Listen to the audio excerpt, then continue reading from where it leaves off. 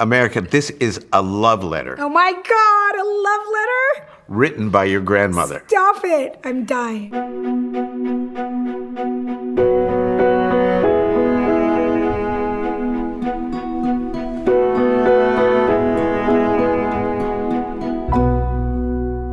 Actor America Ferrera grew up knowing almost nothing about her father Carlos or about his roots. Because when America was just 8 years old, Carlos moved back to his native Honduras, never to return. As we began our research, we immediately noticed something striking. Carlos was himself the child of a fractured family.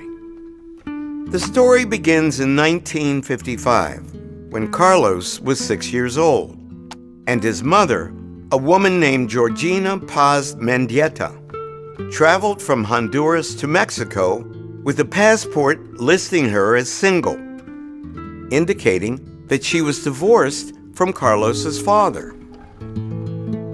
What do you think it was like for your grandmother to be a divorced woman in a Roman Catholic country in the 1950s? You know, it was hard to get divorced in America, no matter what you are. And in the Catholic Church, it was extremely difficult. Yeah, I have no idea. I mean, I think my questions are like, why? Yeah. And then also, why did she go to Mexico? Did she go to Mexico for good? Did she go and come back? Well, let's see. Mm-hmm. Please turn the page. Yeah. Wow, this is not what I was expecting to learn. It's awesome. Man, we get down to nitty gritty. Yes, I like it. America, this is a love letter. Oh my God, a love letter? Written by your grandmother. Stop it. I'm dying. It's dated 3 years before June 20th, 1952, so likely around the time she got divorced. Would you please read what we translated for? I'm dying right now. Are you kidding me? A love letter? It's the real stuff. I wonder if she ever thought that one day I would be reading this on television. Maybe she's been waiting for this moment. Maybe this is what she's been waiting for. Oh my goodness. June 20th, 1952. Arturo. Okay. Whew. Wow. I suffered a disillusion that caused me to close my heart to all affection, thinking that I could not love again. But you appeared on my lonely path to break this law. Despite the disappointment I suffered, I listened to your words. Despite my dashed hopes, I forged new ones and new dreams. I honestly cannot get over that you guys found a love letter. I can't get over it. This letter was written to a man named Nicolas Arturo Nuila Castillo, who went by his middle name, Arturo. He was an architect from Georgina's hometown in Honduras. By 1955, he was working in Mexico, and we think that's why Georgina made her trip. We don't know how the couple first met, but their relationship would progress quickly. And in 1956, they moved to the United States and took a very big step.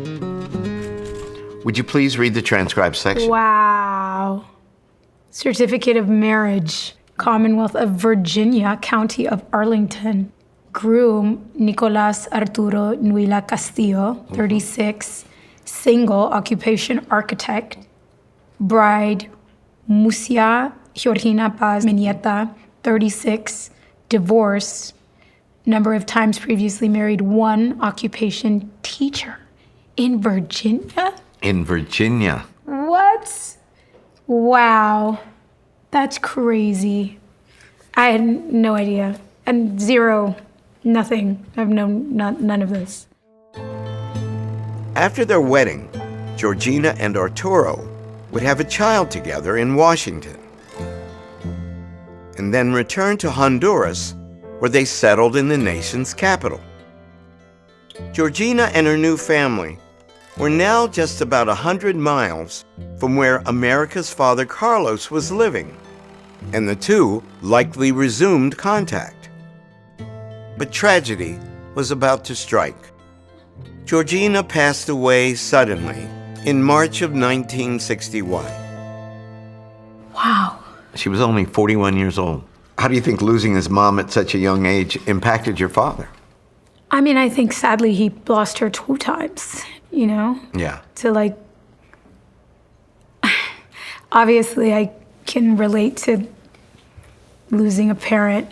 Well, he was 7 and I was about 8 when he left me. Right. So I know that. I'm curious about the, like, what that was then like for her to come back into his life in obviously a complicated way.